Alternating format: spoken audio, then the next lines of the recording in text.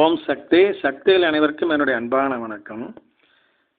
நம்ம சக்தி தொண்டர் மோகனுக்குங்க ஒரு பழக்கம் உண்டு. என்ன அப்படின்னா, மருவத்தூர் வந்தப்போல்லாம் விதவிதமாக அம்மா படத்தை வாங்கி கொண்டு வீட்டில் மாட்டிப்பார். சரி, மாட்டின மனுஷன் இவர் தொடச்சி போட்டுக்கிட்டு போயிடுவாரா? மாட்டார்.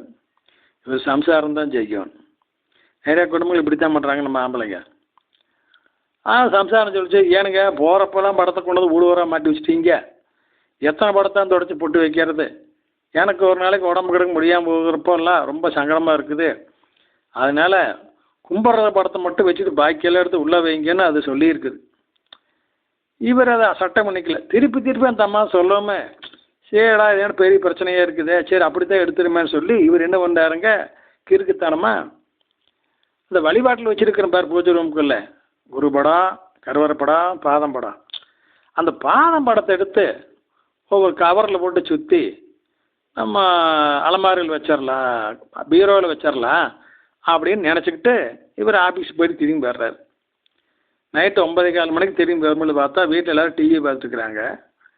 அந்த டிவிக்குள்ளே இவர் எந்த பாதம் படத்தை எடுத்து அப்புறப்படுத்திடலாம்னு நினச்சாரோ அந்த பாதம் படமானது டிவியில் வந்து நிற்குது.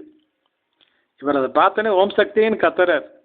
அடுத்த செகண்ட் அந்த பாதம் படமானது மறுபடியும் அப்படியே பறந்து போய் பூஜை ரூம்லே பழைய இடத்துல உட்காந்துக்குது. இந்த மாதிரி காட்சி அவருக்கு கிடச்சிது.